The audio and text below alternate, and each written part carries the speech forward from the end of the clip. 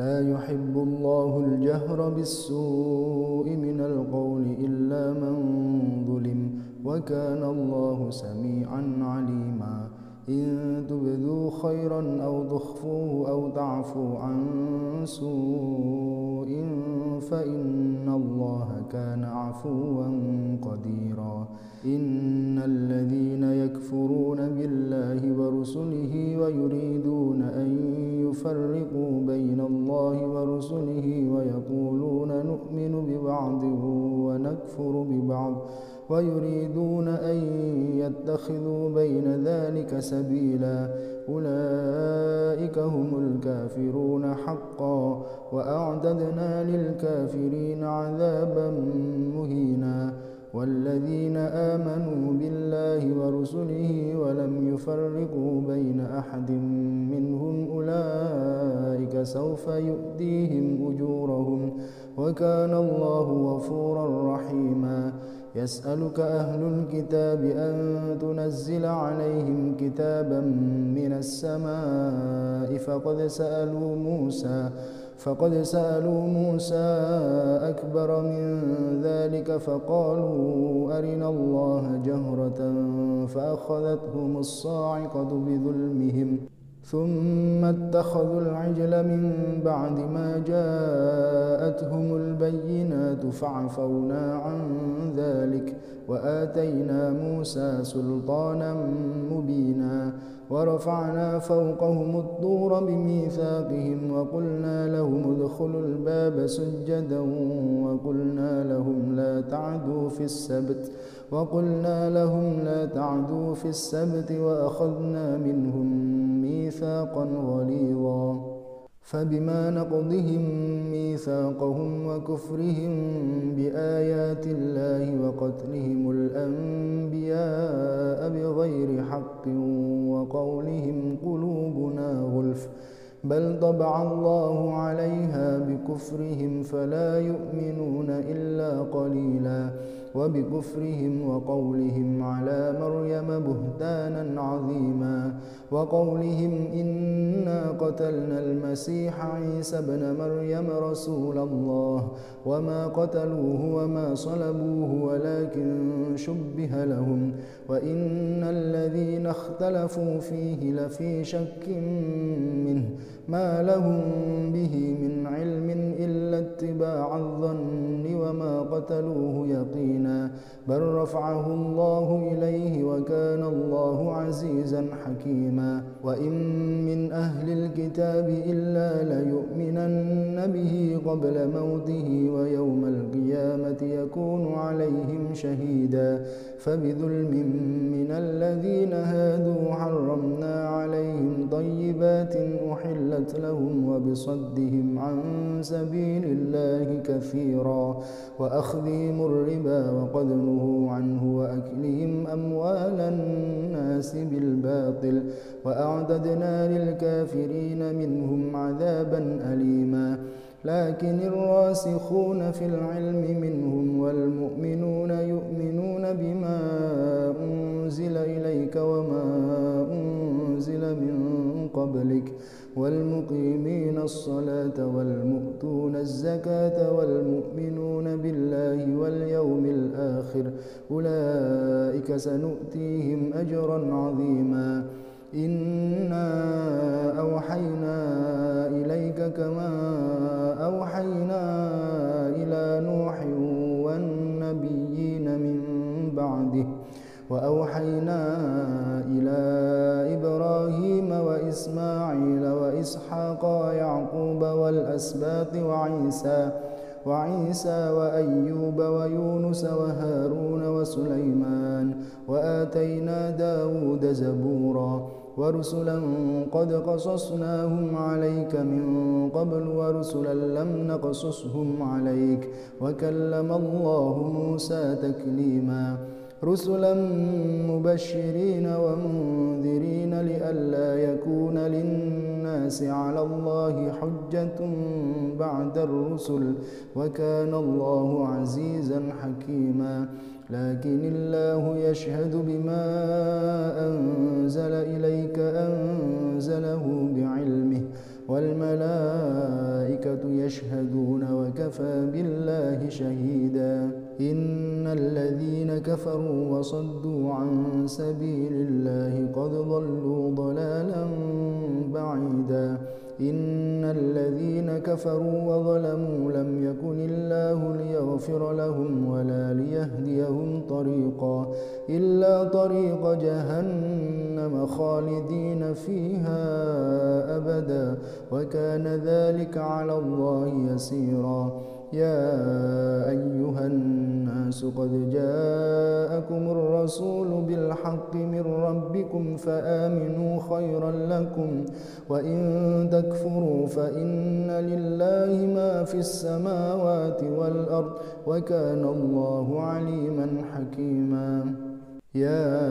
أهل الكتاب لا تغلوا في دينكم ولا تقولوا على الله إلا الحق إنما المسيح عيسى ابن مريم رسول الله وكلمته ألقاها إلى مريم وروح منه فآمنوا بالله ورسله ولا تقولوا ثلاثة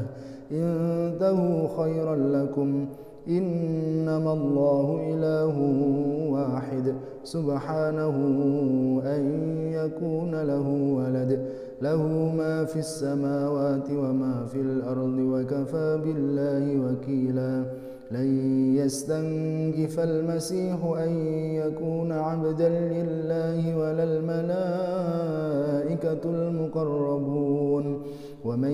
يستنكف عن عبادته ويستكبر فسيحشرهم إليه جميعا فأما الذين آمنوا وعملوا الصالحات فيوفيهم أجورهم ويزيدهم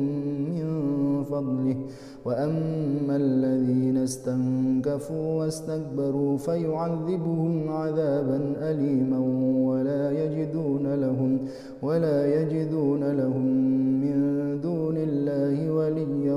ولا نصيرا يا أيها الناس قد جاءكم برهان من ربكم وأنزلنا إليكم نورا مبينا فأما الذين آمنوا بالله واعتصموا به فسيدخلهم في رحمة منه وفضل ويهديهم إليه صراطا مستقيما يستفتونك قل الله يفتيكم في الكلالة إن امرؤ هلك ليس له ولد وله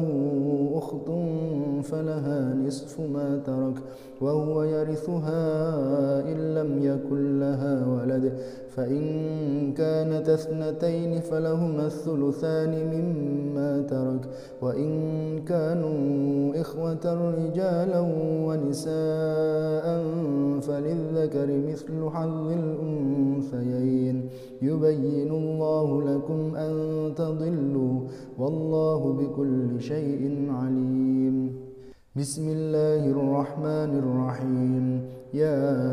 أيها الذين آمنوا أوفوا بالعقود أحلت لكم بهيمة الأنعام إلا ما يتلى عليكم غير محل الصيد وأنتم حرم إن الله يحكم ما يريد يا أيها الذين آمنوا لا تحلوا شعائر الله ولا الشهر الحرام ولا الهدي ولا القلائد ولا آمين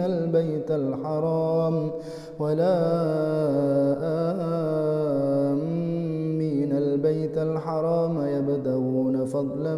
من ربهم ورضوانا وإذا حللتم فاصطادوا ولا يجرمنكم شنآن قوم أن صدوكم عن المسجد الحرام أن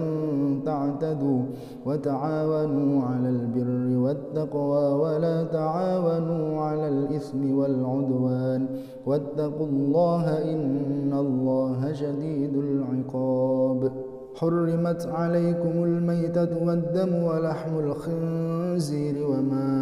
أهل لغير الله به والمنخنقة والموقوذة والمتردية والنطيحة وما أكل السبع إلا ما ذكيتم وما ذبح على النصب وأن تستقسموا بالأزلام ذلكم فسق. اليوم يئس الذين كفروا من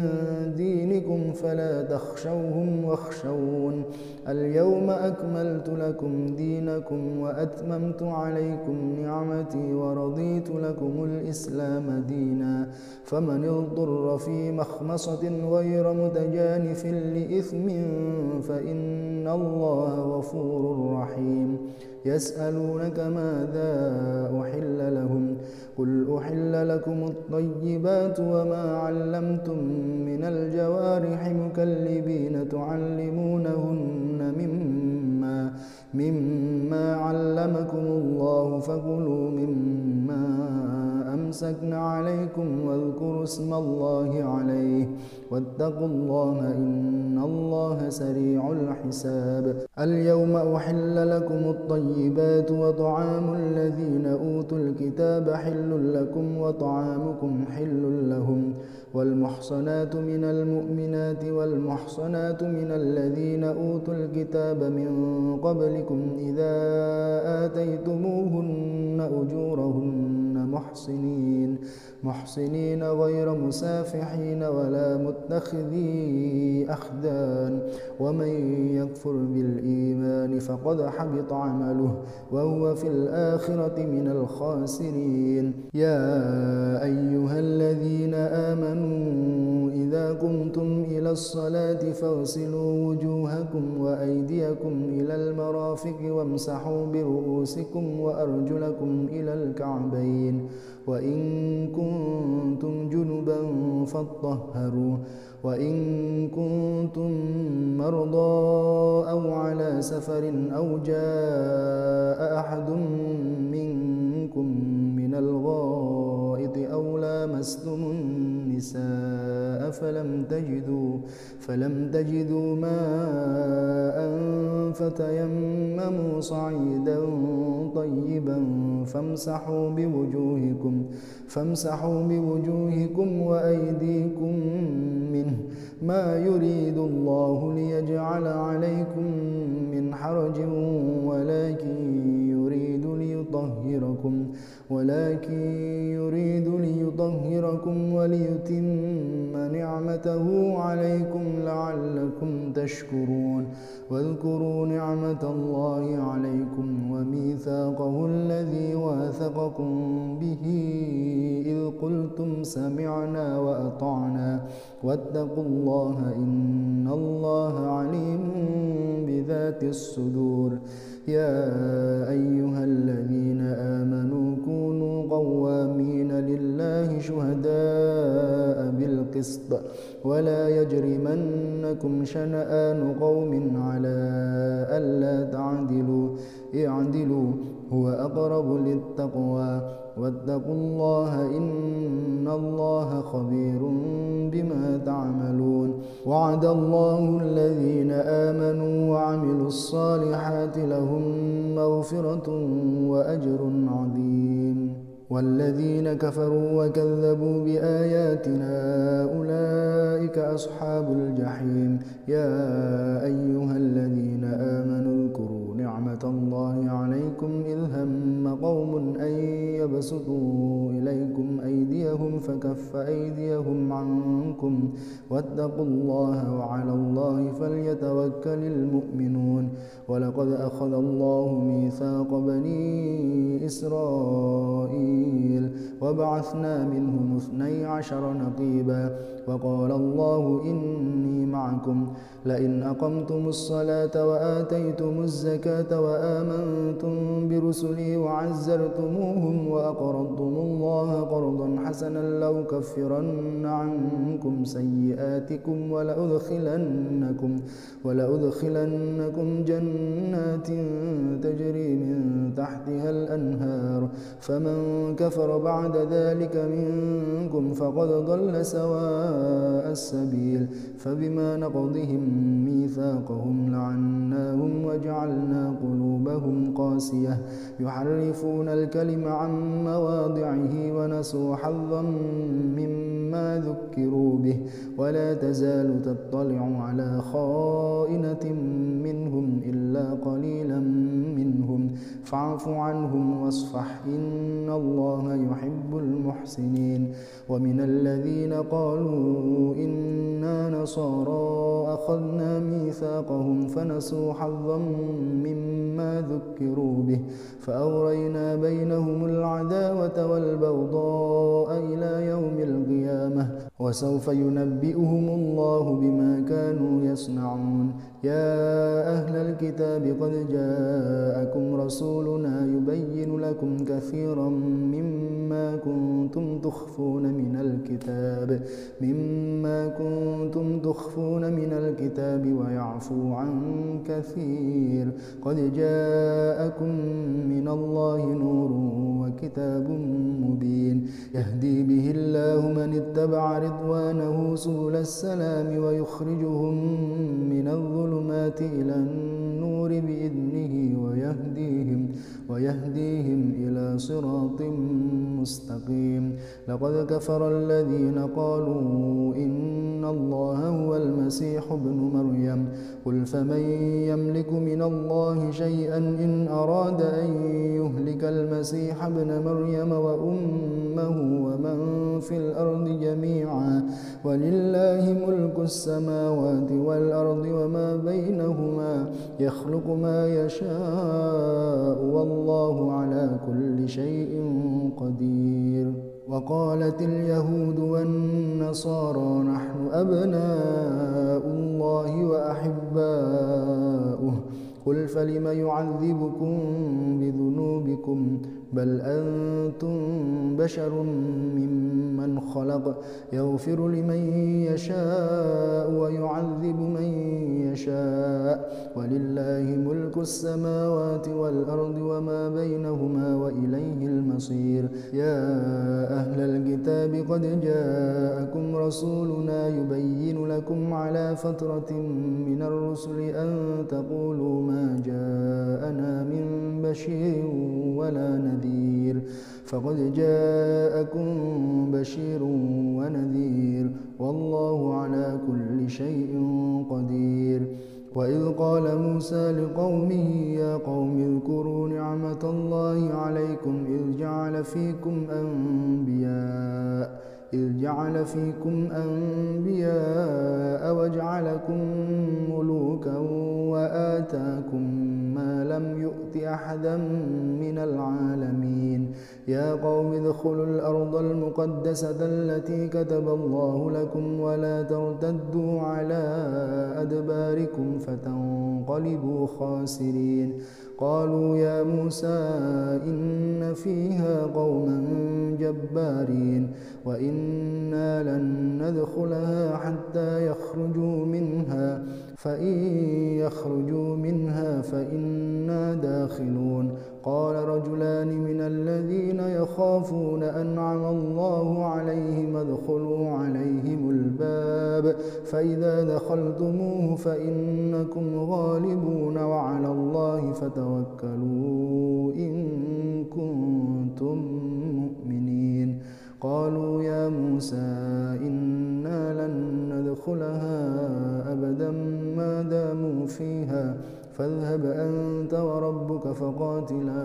إنا هاهنا قاعدون قال رب إني لا أملك إلا نفسي وأخي فافرق بيننا وبين القوم الفاسقين قال فإنها محرمة عليهم 40 سنة يتيهون في الأرض فلا تأس على القوم الفاسقين واتل عليهم نبأ ابني آدم بالحق إذ قربا قربانا فتقبل من أحدهما ولم يتقبل من الآخر قال لأقتلنك قال إنما يتقبل الله من المتقين لئن بسطت إلي يدك لتقتلني ما أنا بباسط يدي إليك لأقتلك إني أخاف الله رب العالمين إني أريد أن تبوء بإثمي وإثمك فتكون من أصحاب النار وذلك جزاء الظالمين فطوعت له نفسه قتل أخيه فقتله فأصبح من الخاسرين فبعث الله غرابا يبحث في الأرض ليريه كيف يواري سوءة أخيه قال يا ويلتى أعجزت أن أكون مثل هذا الغراب فأواري سوءة أخي فأصبح من النادمين من أجل ذلك كتبنا على بني إسرائيل أنه من قتل نفسا بغير نفس أو فساد في الأرض فكأنما قتل الناس جميعا ومن أحياها فكأنما أحيا الناس جميعا ولقد جاءتهم رسلنا بالبينات ثم إن كثيرا منهم بعد ذلك في الأرض لمسرفون إنما جزاء الذين يحاربون الله ورسوله ويسعون في الأرض فسادا أن يقتلوا أو يصلبوا أو تقطع أيديهم وأرجلهم من خلاف أو ينفوا من الأرض ذلك لهم خزي في الدنيا ولهم في الآخرة عذاب عظيم إلا الذين تابوا من قبل أن تقدروا عليهم فاعلموا أن الله غفور رحيم يا أيها الذين آمنوا اتقوا الله وابتغوا إليه الوسيلة وجاهدوا في سبيله لعلكم تفلحون إن الذين كفروا لو أن لهم ما في الأرض جميعا ومثله معه ليفتدوا به من عذاب يوم القيامة ما تقبل منهم ولهم عذاب أليم يريدون أن يخرجوا من النار وما هم بخارجين منها ولهم عذاب مقيم والسارق والسارقة فاقطعوا أيديهما جزاء بما كسبا نكالا من الله والله عزيز حكيم فمن تاب من بعد ظلمه وأصلح فإن الله يتوب عليه إن الله غفور رحيم ألم تعلم أن الله له ملك السماوات والأرض يعذب من يشاء ويغفر لمن يشاء والله على كل شيء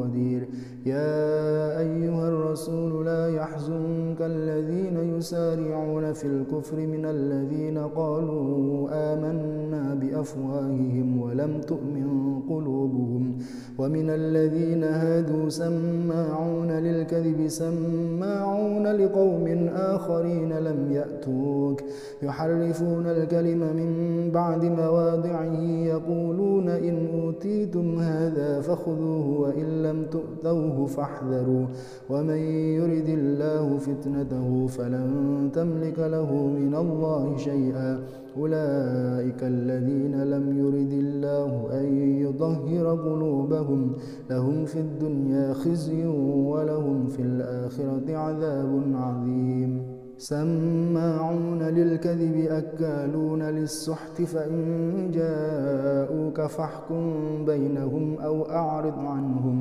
وإن تعرض عنهم فلن يضروك شيئا وإن حكمت فاحكم بينهم بالقسط إن الله يحب المقسطين وكيف يحكمونك وعندهم التوراة فيها حكم الله ثم يتولون من بعد ذلك وما أولئك بالمؤمنين إنا أنزلنا التوراة فيها هدى ونور يحكم بها النبيون الذين أسلموا للذين هادوا والربانيون والأحبار والأحبار بما استحفظوا من كتاب الله وكانوا عليه شهداء فلا تخشوا الناس واخشوني ولا تشتروا بآياتي ثمنا قليلا ومن لم يحكم بما أنزل الله فأولئك هم الكافرون وكتبنا عليهم فيها أن النفس بالنفس والعين بالعين والأنف بالأنف والأذن بالأذن والسن بالسن والجروح قصاص فمن تصدق به فهو كفارة له ومن لم يحكم بما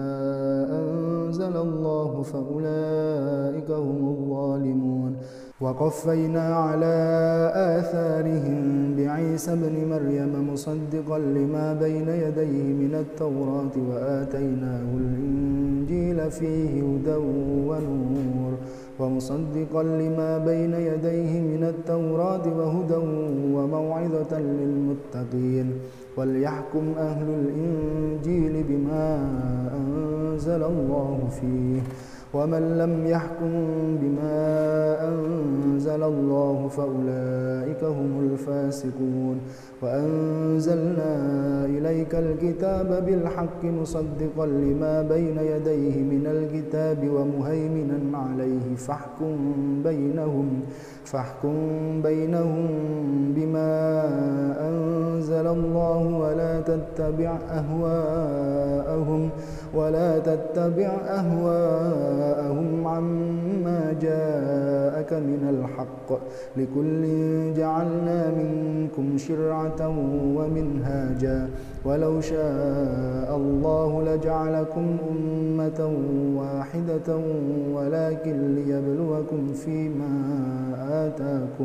ولكن ليبلوكم فيما آتاكم فاستبقوا الخيرات إلى الله مرجعكم جميعا فينبئكم بما كنتم فيه تختلفون وأن احكم بينهم بما أنزل الله ولا تتبع أهواءهم واحذرهم أن يفتنوك عن بعض ما أنزل الله إليك فإن تولوا فاعلم أنما يريد الله أن يصيبهم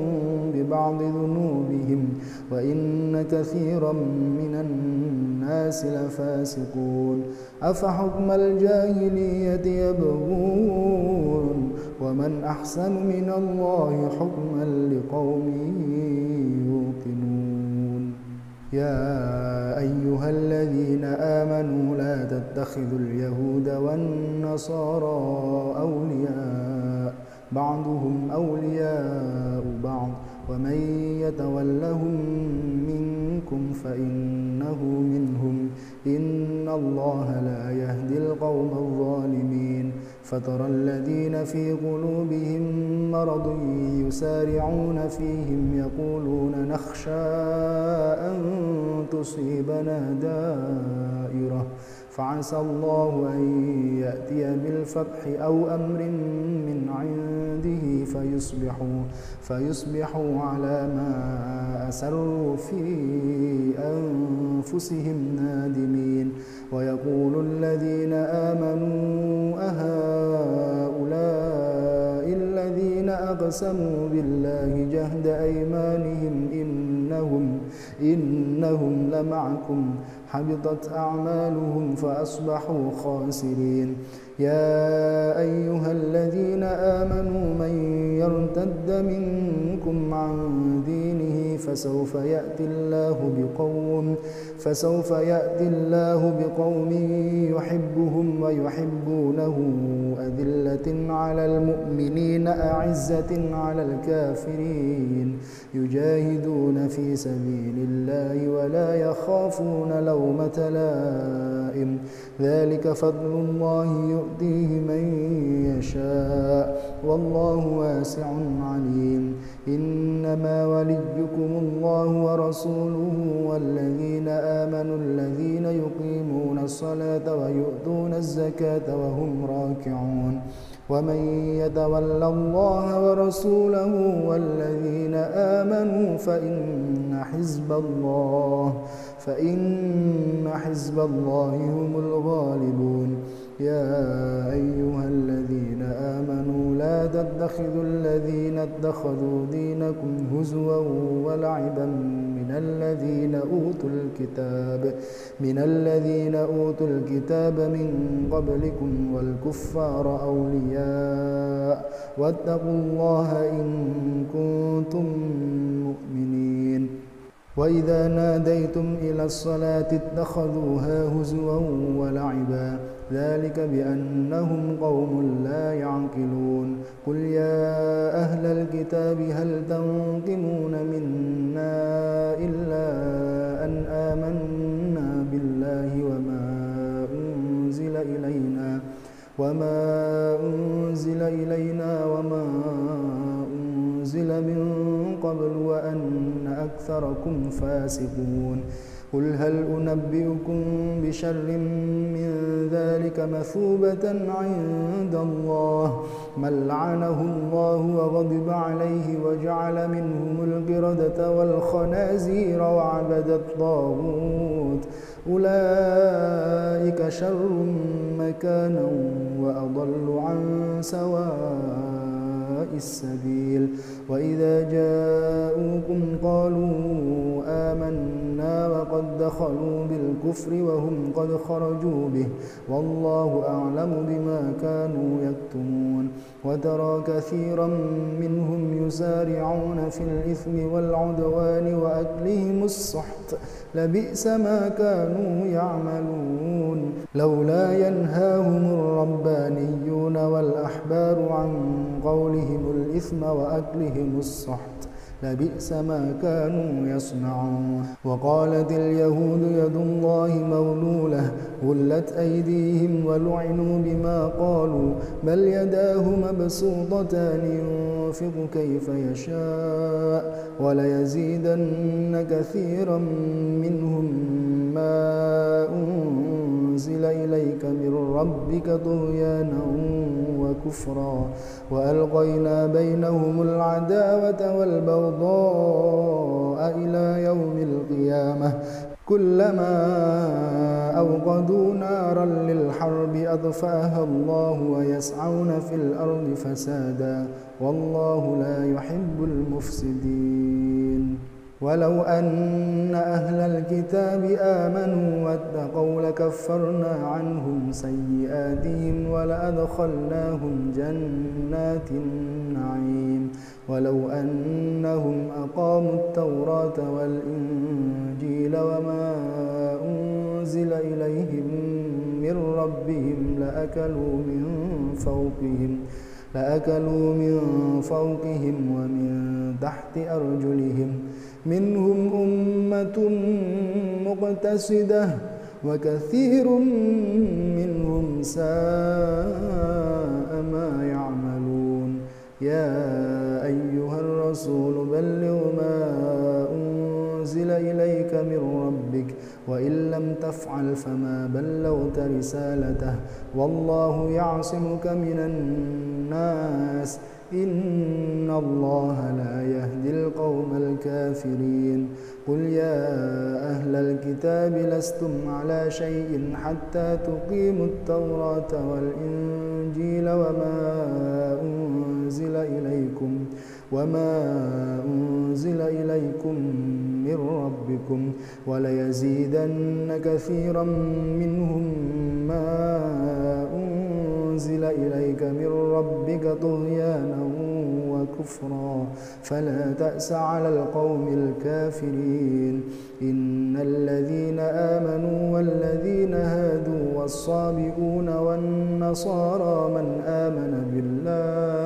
من آمن بالله واليوم الآخر وعمل صالحا فلا خوف عليهم ولا هم يحزنون. لقد أخذنا ميثاق بني إسرائيل وأرسلنا إليهم رسلا كلما جاءهم رسول بما لا تهوى أنفسهم فريقا كذبوا وفريقا يقتلون وحسبوا ألا تكون فتنة فعموا وصموا ثم تاب الله عليهم ثم عموا وصموا كثير منهم والله بصير بما يعملون. لقد كفر الذين قالوا إن الله هو المسيح ابن مريم وقال المسيح يا بني إسرائيل اعبدوا الله ربي وربكم إنه من يشرك بالله فقد حرم الله عليه الجنة ومأواه النار وما للظالمين من أنصار. لقد كفر الذين قالوا إن الله ثالث ثلاثة وما من إله إلا إله واحد وإن لم ينتهوا عما يقولون ليمسن الذين كفروا منهم عذاب أليم. أفلا يتوبون إلى الله ويستغفرونه والله غفور رحيم. ما المسيح ابن مريم إلا رسول قد خلت من قبله الرسل وأمه صديقة كانا يأكلان الطعام انظر كيف نبين لهم الآيات ثم انظر أنى يؤفكون. قل أتعبدون من دون الله ما لا يملك لكم ضرا ولا نفعا والله هو السميع العليم. قل يا أهل الكتاب لا تغلوا في دينكم غير الحق ولا تتبعوا أهواء قوم قد ضلوا من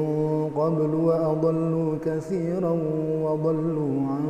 سواء السبيل. لعن الذين كفروا من بني إسرائيل على لسان داود وعيسى بن مريم ذلك بما عصوا وكانوا يعتدون. كانوا لا يتناهون عن منكر فعلوه لبئس ما كانوا يفعلون. ترى كثيرا منهم يتولون الذين كفروا لبئس ما قدمت لهم أنفسهم أن سخط الله عليهم وفي العذاب هم خالدون. ولو كانوا يؤمنون بالله والنبي وما أنزل إليه ما اتخذوهم